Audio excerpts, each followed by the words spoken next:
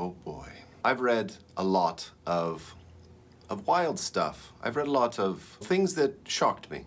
And I'm not being dramatic when I say that there have been some books with scenes and episodes that really did touch something inside of me and made me feel how lucky I have been in my life that I have not experienced such a degree of horror and tragedy.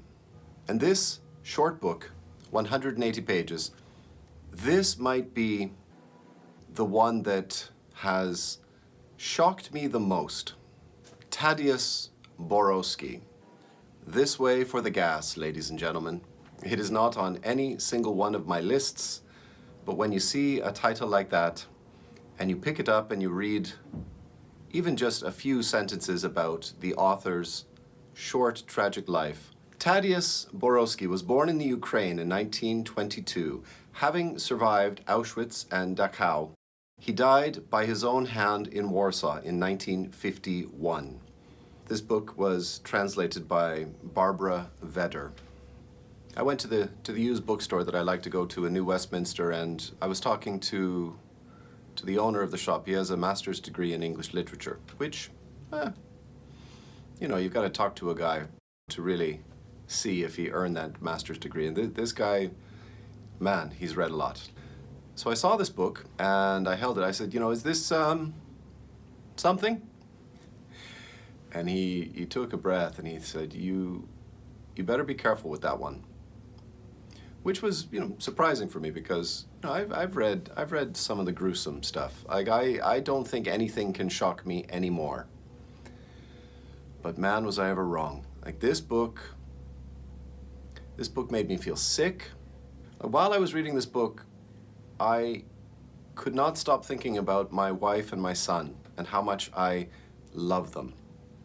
How, indescribably evil and, almost against all of humanity's moral regards.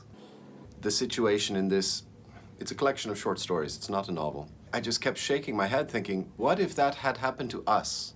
Or, even worse, even more frightening for me, what if a situation like that arises again at some point in the future? There is a dictator, a fascist, who comes into power and begins to exercise their hatred against a group of people and to actually bring into existence a genocidal camp for the entire purpose of exterminating a race of people.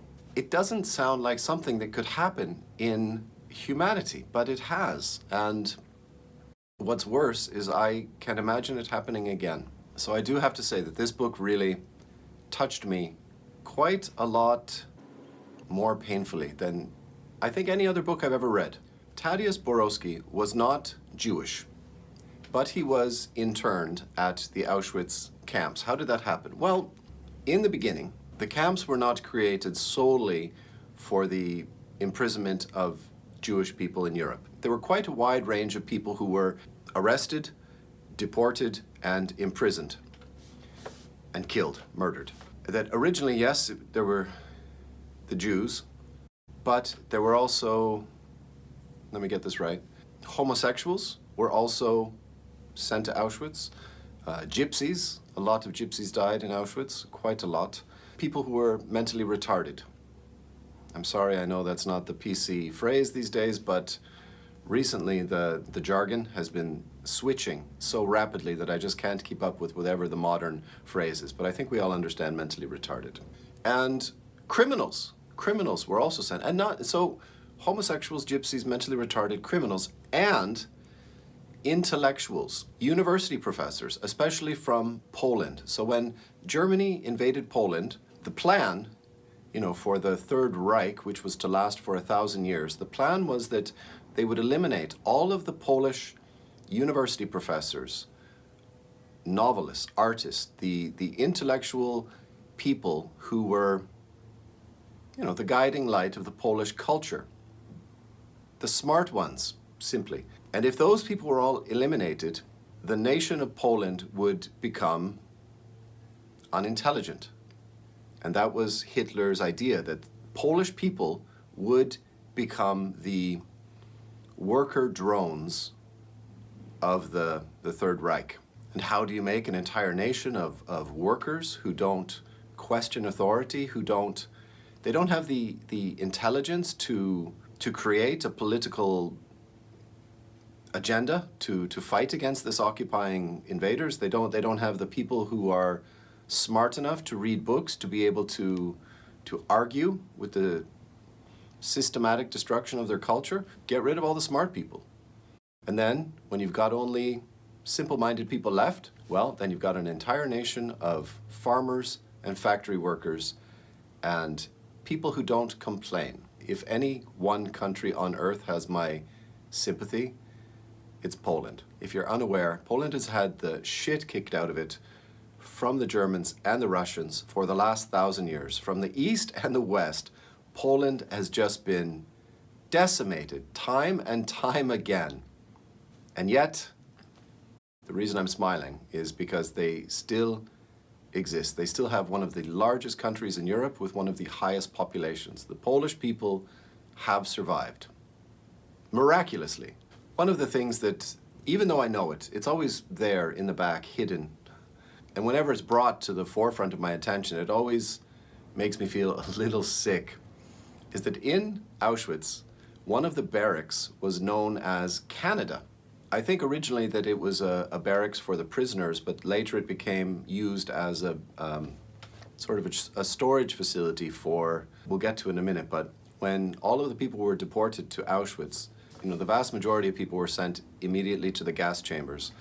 But the German army, what they wanted to do was they wanted to go through the luggage and they wanted to go through the clothing and they wanted to get all of the gold and all of the jewelry and all of the wealth, the valuables. Whatever those people had, they wanted to have it, you know, to claim it. You know, that was how they kept the war going, was that they were collecting this vast amount of gold that they were stealing from people who were immediately killed. If you were to go to visit Auschwitz today, and I would recommend you do it because it is the most powerful testament to the greatest tragedy of the 20th century. I was there in 2003, which was before smartphones, and just before camera phones had become ubiquitous. So it was perhaps the last time to go there before people became really idiotic with the cell phone usage. I can't imagine what Auschwitz would look like today, but even when I was there in 2003, they have you know, some signs asking people to be respectful and also asking that no children be brought into Auschwitz. Like no one under 16 years of age. But when I was there, there was, I think, a woman from Argentina, and she had brought her 7-year-old son, and she was taking photos of him, and it was, anyway, it made me feel bad. And I did want to say something, but what can you do? And I'm sure that today it is 100 times worse than it was back then. So the Canada barracks was used as a massive storage facility for luggage, just big piles of empty luggage. And you could see it today. Like, they still have the remnants, the evidence of what happened there. And one of the rooms has just this mountain of luggage, and with people's names on it. They asked people to write their names on their luggage so that everyone would be able to get their luggage afterwards. There's another room that has just a hill of eyeglass frames. What else? I think there was another room that was just crutches. Tadeusz Borowski was a Polish poet. And as I was saying earlier, he was one of those intellectuals who were on a list of people that needed to be removed. So he, not Jewish, was at Auschwitz. And so what happened, there was a point in the history of Auschwitz where they said, okay, like, they had been killing everyone, but eventually Hitler decided that just concentrate on the Jews. Don't worry about those other people.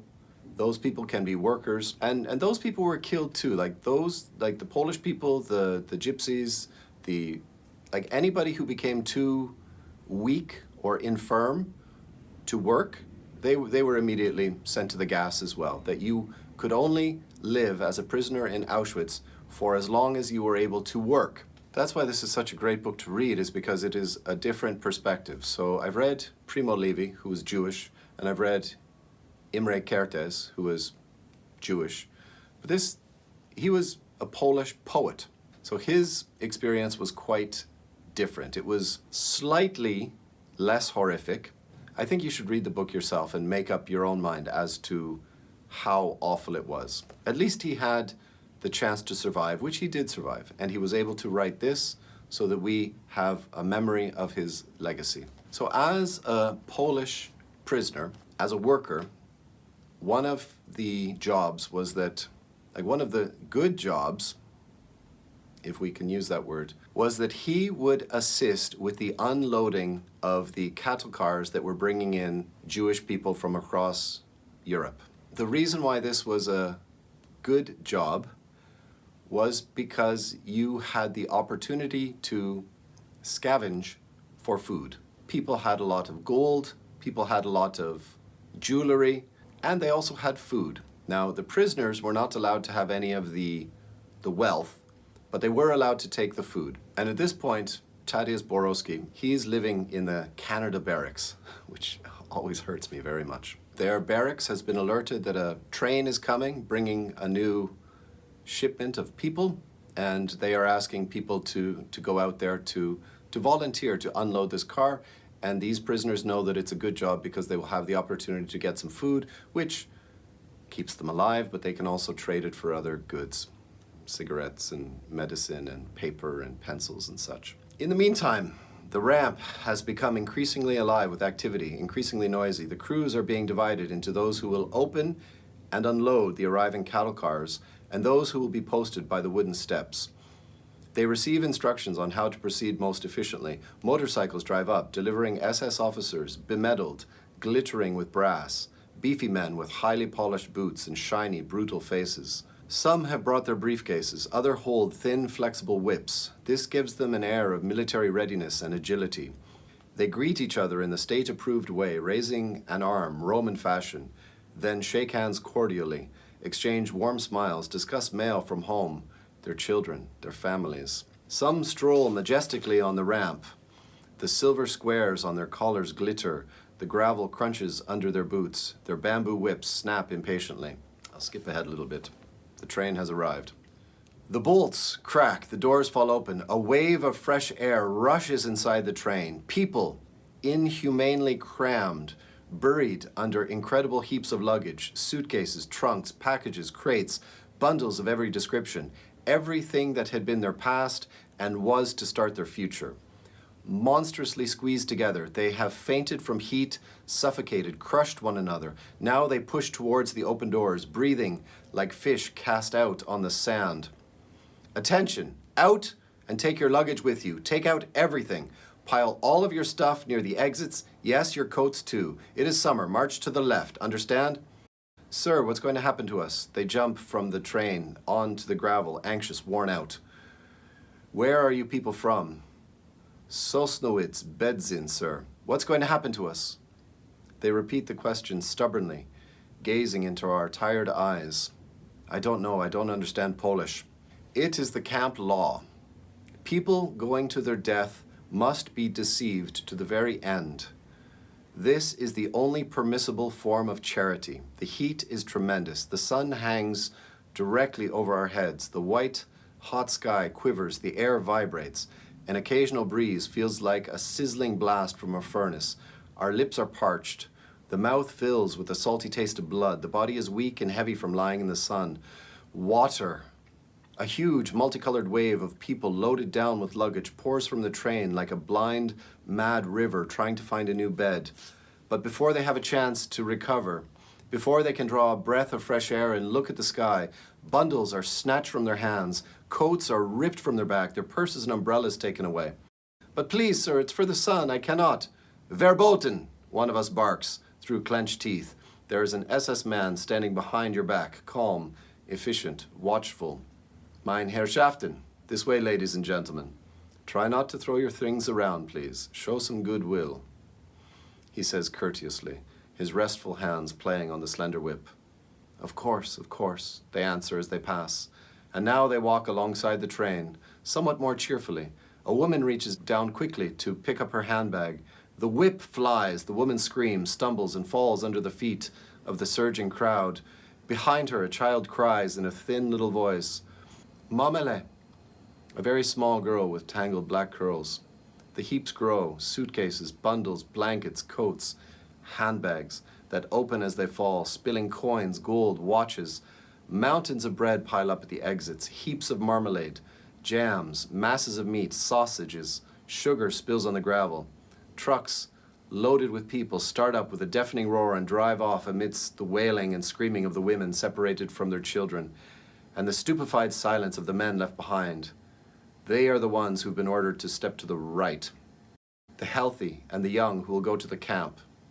In the end, they too will not escape death, but first, they must work. I can't really say anything about this book. I can only read you these sections because it's such a short book.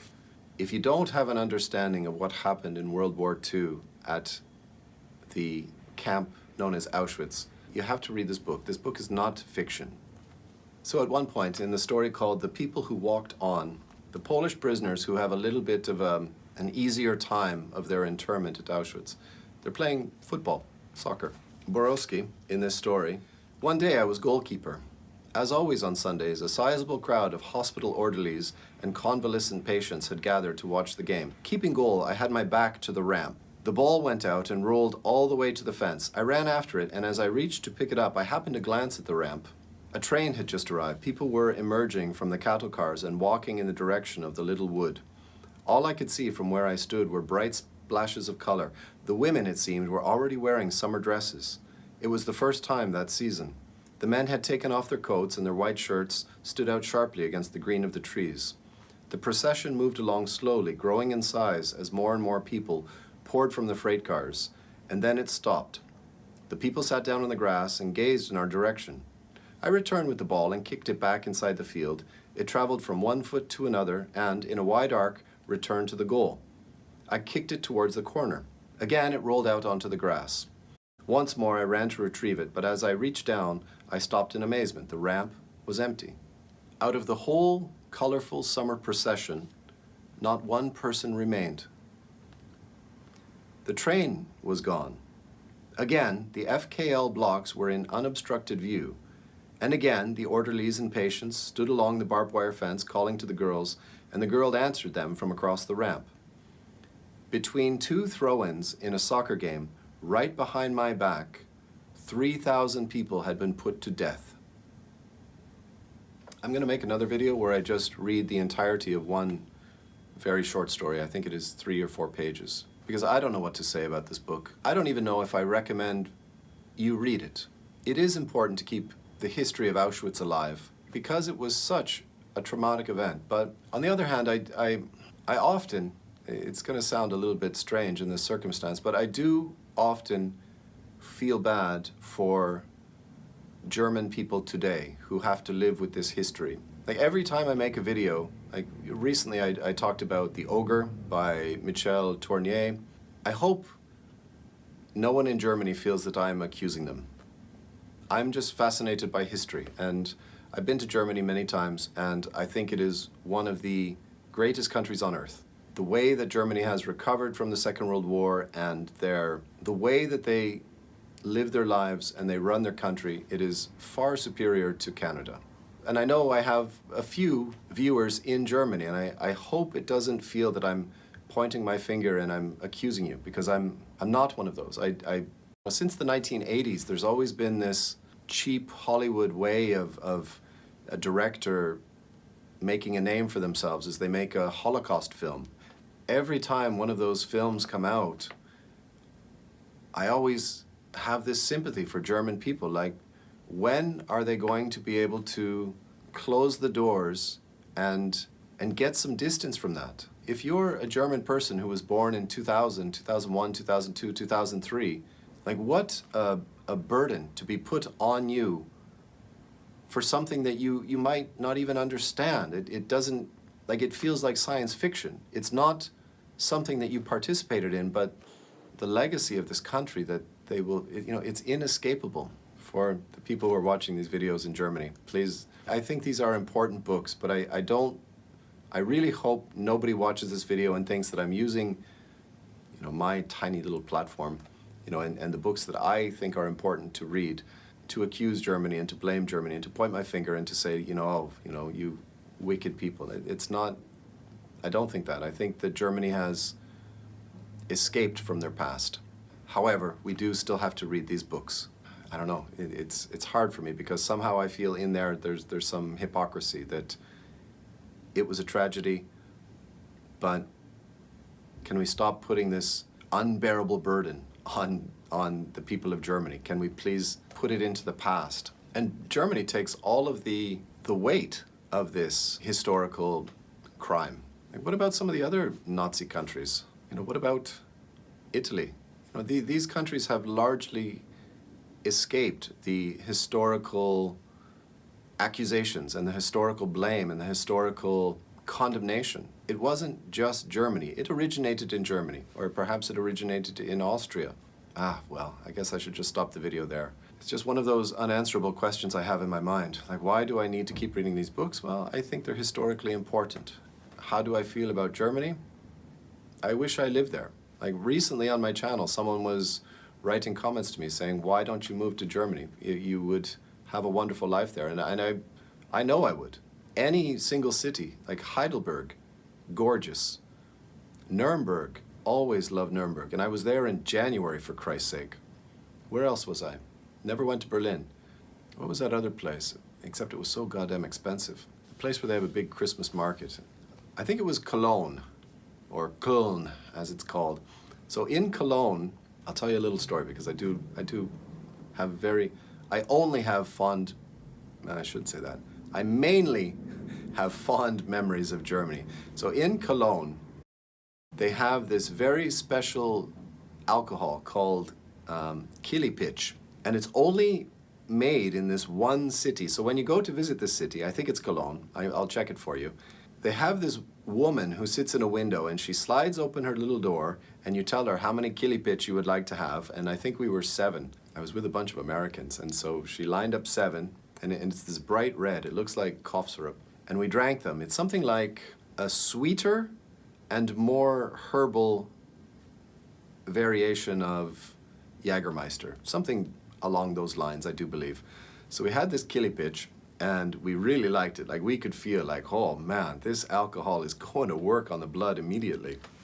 So about 20 minutes later, we'd said, well, why don't we get another Killepitsch? So we went back to the window, all 7 of us, and really, it was like we were getting high. Opens the window, and she says, it's better if you have only one. And for American people, it's like, hey, come on. You don't say no to sales. Nobody says no to money. So it was funny because we were just so shocked that anyone would refuse, people like, give us more of that alcohol, we need it. Anyway, so we convinced her, yes, we would like to have one more. So she poured out 7 more shots of Killepitsch, and we were so drunk that night, like none of us remembered the next day what we did. Like, all 7 of us were blacked out. All 7.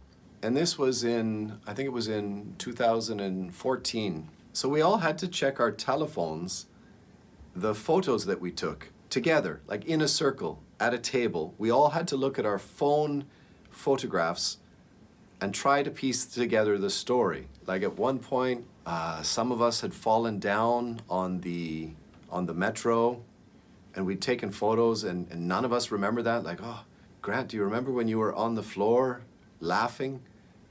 I said, no, I don't remember that. Like, well, I have a photo here. Me laughing on the floor of the metro because I was so incapacitated and couldn't even get up. Like, you could just see the helplessness in my face because completely drunk out of our minds, all 7 of us.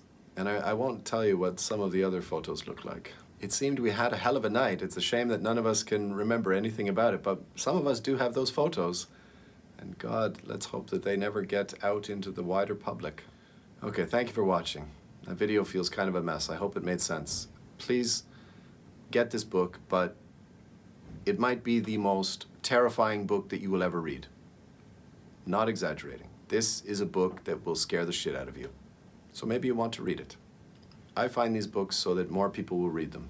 That's what I want to do with this YouTube channel. I want to find the books that seem to be lost or seem to be hidden. And I want to bring them to a wider audience. So if more people will read this book, good for me. Not good for me, good for you. Good for the people who find these books and read them. All right, take care.